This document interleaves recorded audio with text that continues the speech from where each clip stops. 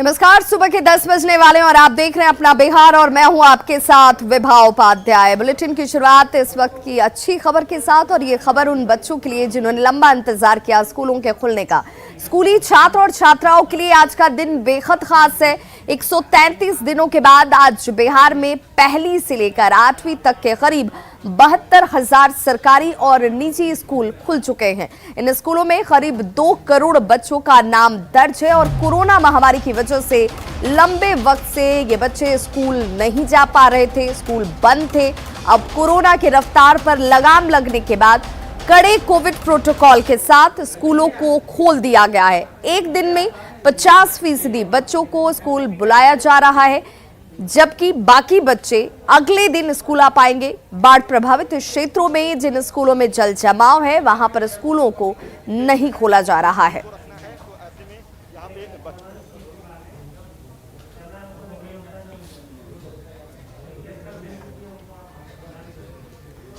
तो देखिए, लंबे वक्त बाद स्कूल तो खुल चुके हैं, लेकिन स्कूलों को कड़े कोविड प्रोटोकॉल यानी कड़े नियमों का पालन करना होगा, जो सबके लिए जरूरी है। आइए ग्राफिक्स के जरिए हम आपको बताते हैं कि आखिर ये कोरोना प्रोटोकॉल क्या है और क्यों इसका पालन जरूरी हो जाता है। स्कूलों के लिए कोविड प्रोटोकॉल क्या है? हर दिन 50% बच्चे स्कूल आ पाएंगे। स्कूल परिसर में बेंच डेस्क का सैनिटाइजेशन बेहद जरूरी है। 2 बच्चों के बीच दूरी 6 फीट होनी चाहिए। छात्र, शिक्षक और स्टाफ को मास्क लगाना अनिवार्य है, जरूरी है। स्कूलों में सामूहिक जो असेंबली होती थी वो नहीं होगी, ये कोरोना प्रोटोकॉल में है। स्कूलों में कक्षाएं नियमित रूप से संचालित होंगी। डीईओ स्कूलों का नियमित निरीक्षण करते हुए भी नजर आएंगे। तो ये वो तमाम प्रोटोकॉल हैं जिनके पालन के साथ आज से पहली से लेकर 8वीं तक के स्कूल्स जो हैं वो खोल दिए गए हैं और अब बच्चे वहां पर जाकर विधिवत तरीके से शिक्षा ग्रहण कर पाएंगे। कड़े कोरोना प्रोटोकॉल की अगर बात कर लें तो इसके तहत लंबे वक्त बाद आज से पहली से 8वीं तक के स्कूल्स खुल चुके हैं और बिहार सरकार की गाइडलाइंस के तहत स्कूलों का संचालन आज से किया जा रहा है, जिसकी तस्वीर आप इस वक्त देख पा रहे हैं। महीनों के बाद स्कूल आने वाले बच्चों में जबरदस्त उत्साह है। पटना में छात्रों से बात की न्यूज़ 18 संवाददाता अमित कुमार ने।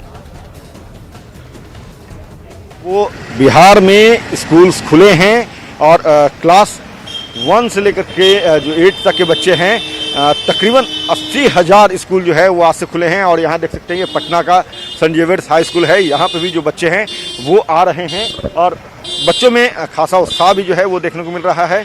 यहाँ पे कोविड-19 का जो प्रोटोकॉल है उसका अनुपालन किया जा रहा है, हैंड सैनिटाइज किया जा रहा है, चाहे वो क्लास टीचर हों या दूसरे टीचर हों या उसके साथ साथ बच्चे जो हैं उनका भी यहाँ पे पहले हैंड सैनिटाइज करवाया जा रहा है। उसके बाद थर्मल स्कैनिंग जो है वो की जा रही है यहाँ पे, और उसके बाद फिर जो है बच्चों को स्कूल क्लास में जाने की अनुमति दी जा रही है।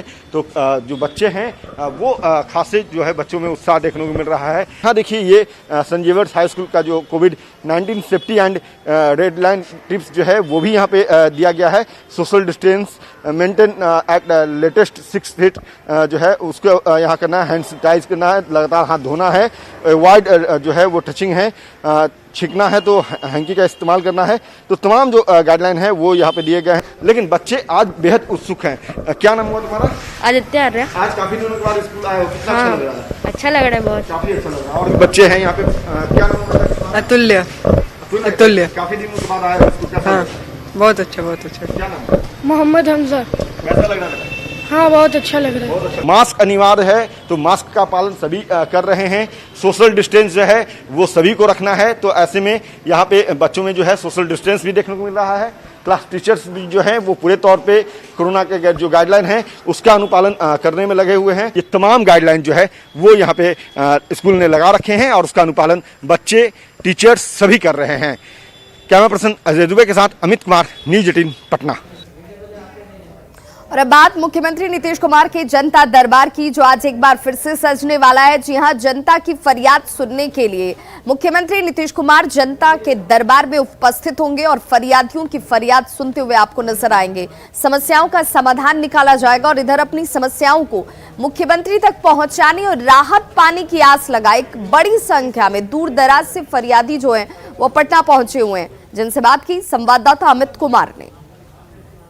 जनता की समस्या को सुनने और उसका हल निकालने के लिए मुख्यमंत्री नीतीश कुमार आज जनता के दरबार में मौजूद होंगे और जनता के दरबार के तहत जो है वो लोगों की समस्या को वो सुनेंगे, उसका निदान निकालेंगे। तमाम आला अधिकारी जो है वो मुख्यमंत्री के साथ जनता के दरबार में मौजूद रहेंगे और यहाँ देख सकते हैं कि जनता दरबार के लिए यहाँ पे जो है बैरिकेडिंग कर दी गई है।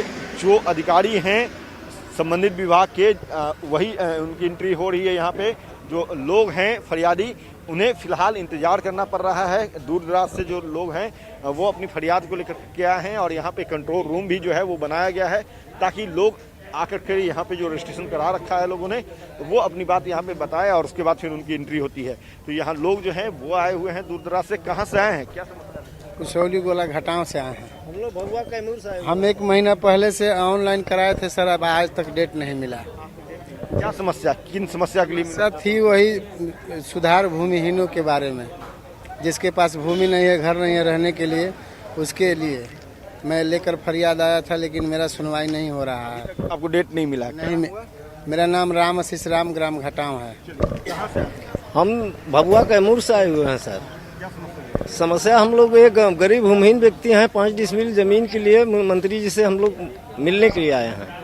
इसमें कि यहाँ हम लोग ऑनलाइन भी कर चुके हैं, वैक्सीन का सुई भी ले चुके हैं। यहाँ पर 1 महीना दिन हो गया। अभी यहाँ आने के बाद लोग कहते हैं कि नहीं, जो 2-3 महीना तक भी लोगों का हो गया, अभी तक नहीं आया। 100 जो है ये दरखास्त जो है पड़ा हुआ है उसी तरह। अधिकारी से मिले आप वहाँ पे? हाँ, वहाँ पर हम लोग गए तो यहाँ पर जो प्रशासन लोग हैं वो वहाँ से कार्यालय से भगा दिए लोग। भगा दिए। आप कहाँ से आई हैं? हम जम्मू जिला से आए हैं सर। हाँ, क्या चीज़ सर? मेरा संयुक्ता कुमारी नाम। फरियाद लेके क्या आई हैं? फरियाद हम इसलिए आए हैं कि 13 नवंबर से हम प्रखंड में कार्यालय में क्या हाथ में ले खाइए, क्या है आप? ये तो हम गए थे वहाँ। क्या किया है? सीएम को आवेदन देने 80 किलोमीटर दूर से गए थे। हाँ, कहाँ गए थे? वहाँ गए थे जमुई नागटी। वहाँ भी हम लोग को नहीं मिलने दिए, मुख्यमंत्री से नहीं मिलने दिए। फिर यहाँ भी हम अभी हम आए हैं कि कार्यालय में हम काम किए हैं और उसमें हमको वेतन नहीं मिल रहा है कम से कम 7-8 साल से। सर मैं तो गोरखपुर से आया हूँ। पहले आपके राज्य में ही 102 एम्बुलेंस में कार्य करता था और हम लोगों का अगस्त 13 से फरवरी 14 तक का भुगतान आज तक नहीं हुआ, जब डॉक्टर जैन वीडियो अनवील चलाते थे। जब पैसा का पेमेंट नहीं हुआ तो 4 फरवरी 14 को हम लोगों ने एक प्रदर्शन किया, आवेदन पत्र माननीय मुख्यमंत्री को भी दिया और आज तक 8 बार माननीय मुख्यमंत्री को, स्वास्थ्य मंत्री को, श्रम मंत्री को, श्रम आयुक्त को, मानव अधिकार में भी आवेदन पत्र दिया। तो माननीय मंधाता सिंह जी जो अध्यक्ष थे उन्होंने हमसे संक्षेप में बता दीजिए आप। तो वहाँ भी दिया, कोई कार्रवाई नहीं हुई। सर मैं आउटसोर्स स्टाफ 12 डिस्ट्रिक्ट से आया हूँ, अमन कुमार। सर हम आज करीब 2 साल से पंचायत सरकार भवन के लिए कार्य किए, बिहार ग्राम स्वराज योजना सोसाइटी पर पंचायती राज डिपार्टमेंट। आज से 30/9/2020 को हम लोग को विदाउट मेल के द्वारा सेवा से निरस्त कर दिया। उसके बाद हम जदयू के हर एक वरीय मंत्री से एनडीए पार्टी से मिलने से नहीं होगा ना, आप संबंधित विभाग के बारे में बताइए। वहाँ आप अधिकारियों से मिले क्या? बिल्कुल वहाँ गए तो वहाँ हम लोग के साथ दुर्व्यवहार किया जाता है कि आप लोग आउटसोर्स के नाम पे हैं, हम आपकी कोई सहायता नहीं कर सकते हैं। जनता दरबार में कई बार हम लोग लिखित आवेदन दिए, लेकिन यहाँ से भी झूठ। आप बताइए। हम सर NHI द्वारा मेरे गांव में रोड पार हो रहा है और वहां पर टोल प्लाजा बनाया जा रहा है जो गांव के नज़दीक है। इसके लिए हमने यहां से लेकर नितिन गडकरी तक आवेदन दिया कि टोल प्लाजा को हटा लिया जाए, लेकिन ग्राउंड। क्या समस्या है आपको टोल प्लाजा? टोल प्लाजा से गांव के रहने का जगह समाप्त हो जाएगा। वही सब हम लोग के रहने का जगह है वो समाप्त हो जाएगा।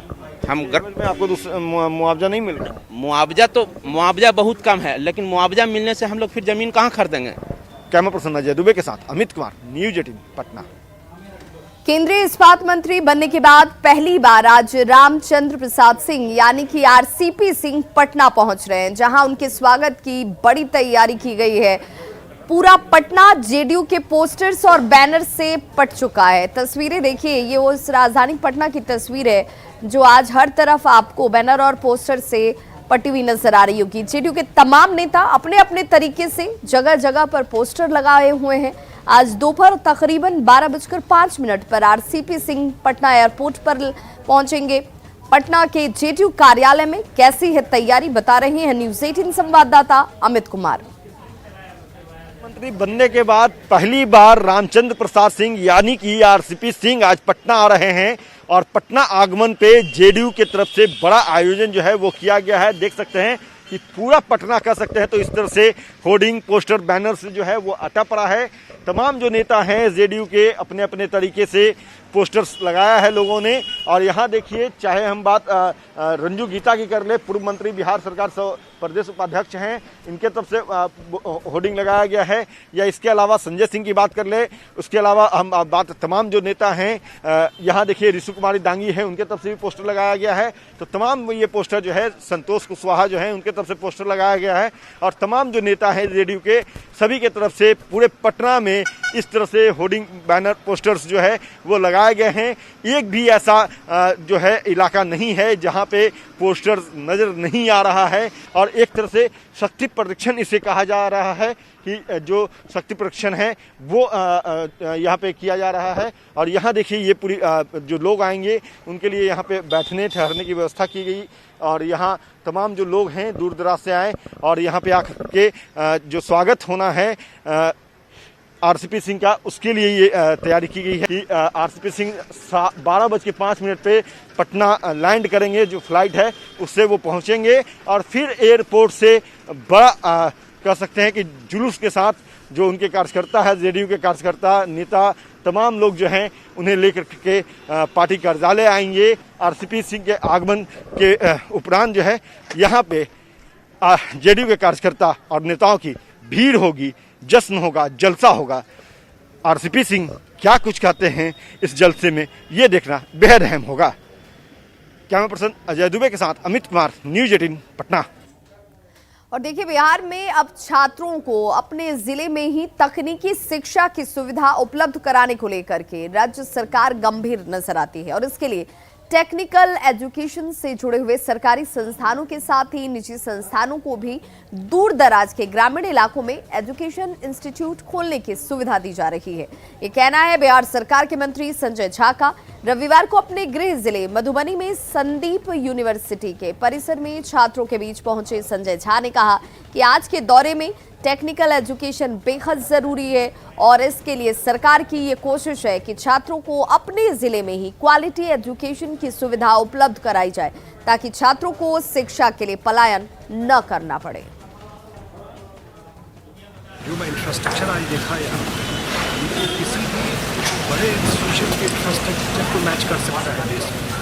इस टाइप का इंस्टीट्यूशन यहाँ इमर्ज कर रहा है, ये एक बहुत ही अच्छा इनिशिएटिव है और भविष्य में अगर ऐसा यूनिवर्सिटी आता है तो यहाँ के बच्चों के लिए यहाँ के सुखद, इससे एक यहाँ के जो एडुप्रेन्योर्स हैं उनको एक दिशा मिलेगा और जो बाहर जाके वो इन्वेस्टमेंट करते हैं कुछ एडुप्रेन्योर्स, वो भी इस टाइप का उपक्रम वो लगाएंगे जिससे क्या एजुकेशन को लेके जो एटलीस्ट माइग्रेशन होता है वो रुक जाए। और बड़ी खबर सिवान से, जहां पर एक ही परिवार के 3 लोगों की निर्मम हत्या कर दी गई है। धारदार हथियार से 3 लोगों को मौत के घाट उतार दिया गया। एक ही परिवार के ये तीनों लोग जिनकी हत्या की गई है, पति, पत्नी और बेटी की गला रेतकर हत्या की गई है। दरौंदा थाना क्षेत्र के भीखा बांध की ये घटना, जहां पर एक भीख परिवार के 3 लोग जिसमें पति, पत्नी और बेटी शामिल हैं, इन तीनों की गला रेतकर हत्या कर दी गई। अपने ही रिश्तेदार पर हत्या करने की आशंका जाहिर की जा रही है। घटनास्थल पर फिलहाल पुलिस पहुंची हुई है और अपनी तहकीकात में जुट गई है। पापा मर कटला। पापा कटला हन? हाँ। अच्छा, कैसे तू इस भाग गइल हो जब काटत रहन त? हाँ, जब रात हो गइल से ना, हाँ, तो सुबेरे भाग गइनी। अच्छा, पापा कब भगला हन? पापा हम तो सुता रहनी, सब गाना गुड़िया लेके भाग गइल हन। सब आदमी काट देला हन? हाँ। का नाम पड़ी तहार? नाम का तहार? सबीना। पापा का नाम का है? पापा के नाम मुबारक अली। मार के भाग गइल हन? कब मारत रहन? 12 बजे रात के मरले पर। और बड़ी खबर इस वक्त नवादा से, जहां पर बाराटांड गांव में बुखार ने कहर ढाया हुआ है। एक ही परिवार के अब तक कुल 4 लोगों की मौत हो चुकी है, जिसमें 3 बच्ची और 1 महिला शामिल बताए जा रहे हैं। परिवार के कुछ अन्य सदस्य भी बीमार पड़े हुए थे, लेकिन वो इलाज के बाद ठीक हो गए। फिलहाल महिला के शव को पोस्टमार्टम कराकर परिवार को सुपुर्द कर दिया गया है। थाना क्षेत्र के बाराटांड गांव में एक ही परिवार के अब तक कुल 4 लोगों की मौत हो जाने से इलाके में हड़कंप मच गया है। इस वक्त हम मौजूद हैं सदर अस्पताल के सर्जिकल वार्ड में, जहां पे आप देख सकते हैं कि किस से डॉक्टरों की टीम यहां पे मौजूद है और एक के बाद एक कुल 4 लोगों की मौत हो गई है। और इस मौत के बाद पूरा परिवार जो है भय और आतंक के माहौल में रह रहा है। पिछले 1 हफ्ता गुजर जाने के बाद अलग अलग दिनों में कुल 4 लोगों की मौत हुई है, जिसमें 3 बच्चियां और 1 महिला शामिल है। इस वक्त आप देख सकते हैं कि एक बच्ची जो हॉस्पिटलाइज है, उसका नवादा सदर अस्पताल में इलाज चल रहा है। यहाँ पे डॉक्टर मौजूद है, उनसे हम जानते हैं कि आखिर शुरुआती दौर में क्या कुछ फाइंडिंग हुई है। पेशेंट सीवियर हेडेक का हिस्ट्री दे रहे हैं और फीवर भी है, और मेडिसिन चलने के बाद फीवर कमता है, हेडेक भी कमता है। उसके बाद फिर 5 से 6 घंटे के बाद फिर फीवर एंड हेडेक आ जाता है। और सीनियर पेडिट्रिशियन भी इनको कल से देखे हैं, 2-3 बार आके। मेरे एसीएमओ सर भी आए थे, फिर डीएस सर आके इसको बढ़िया से रात में भी ट्रीटमेंट हुआ है। रेगुलर ये डॉक्टर की निगरानी में है, और जो पेशेंट हैं उनसे अच्छा इनका कंडीशन अब हो चुका है बेहतर। पहले जो लोग पेशेंट का जो हुआ वो तो नहीं कहा सकता क्या कंडीशन था, लेकिन यहाँ पर जब से ये पेशेंट आए हैं कंडीशन बेहतर ही हो रहा है इनका। जो पहले में जो 4 लोग की मौत हुई, उन लोगों का क्या कारण रहा है? वो हम लोग के पास वो पेशेंट नहीं आ पाए थे। जैसा कि आपने सुना कि डॉक्टर का स्पष्ट कहना है कि जो हिस्ट्री जो इन लोगों को जो मिल रहा है, उसमें कहीं न कहीं टाइफाइड और सीवियर बुखार के भी लक्षण दिख रहे हैं, जिसके कारण एक के एक बाद कुल 4 लोगों की अब तक मौत चुकी है। अनिल विशाल, न्यूज़ 18 नवादा। बिहार में बाढ़ का कहर जारी है और इस बीच बड़ी खबर नौगछिया से आ रही है, जहां पर इस्माइलपुर और डिमहा के बीच रिंग बांध टूट गया है। तकरीबन 20 गांव पर इसका सीधा प्रभाव। तस्वीरें आपके सामने। ये रिंग बांध टूटने के बाद आसपास के 20 गांव का संपर्क देखिए भंग हो चुका है। यहां रहने वाली आबादी सीधे तौर पर प्रभावित है। कई गांव जलमग्न हैं। पानी की तेज धार में एक पक्का शेड भी बह गया। 2 तस्वीरें आपके टीवी स्क्रीन पर, और इन तस्वीरों को देखकर हालात का अंदाजा लगाया जा सकता है। पानी की तेज धार किस तरीके से ताश के पत्तों की तरह यहाँ पर इस शेड को बहा ले गई। जहां रिंग बांध टूटा है, वहां लोगों की भारी भीड़ भी लगी हुई है। हालांकि मौके पर राहत और बचाव के कार्य शुरू किए गए हैं। बांध मरम्मती को लेकर आला अधिकारी मौके पर पहुंचे हुए हैं।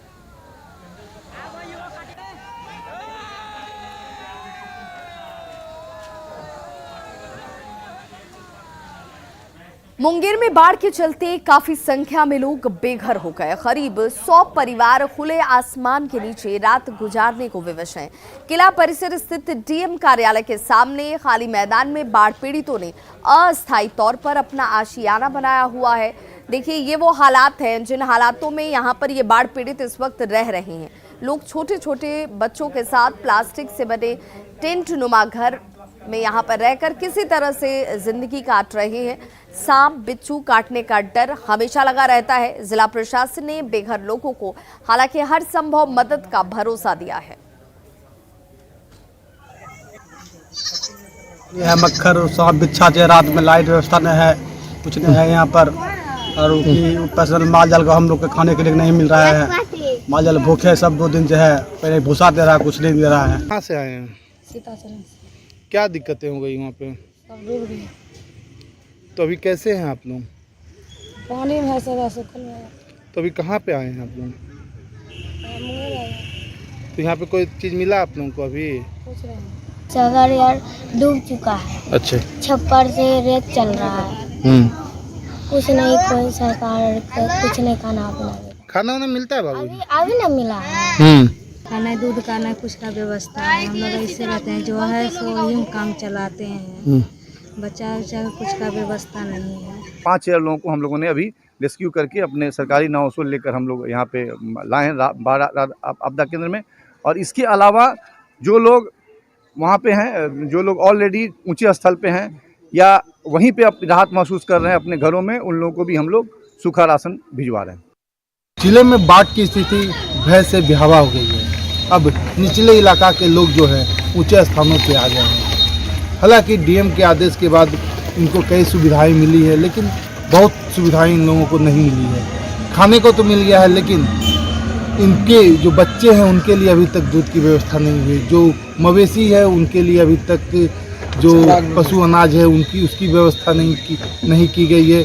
अभी ये लोग जो खुले आसमान के नीचे हैं, कई लोगों को अभी पन्नी भी नहीं मिला है।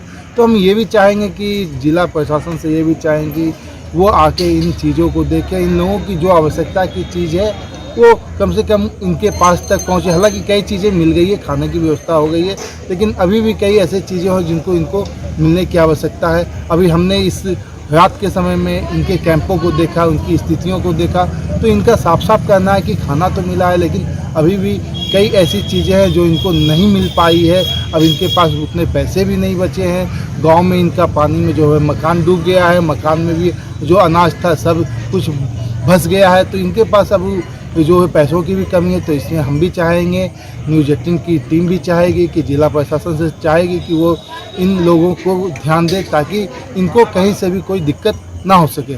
अरुण शर्मा, न्यूज़ 18 मुंगेर। तो खबरों का सिलसिला लगातार जारी है, आप देखते रहिए न्यूज़ 18 बिहार झारखंड।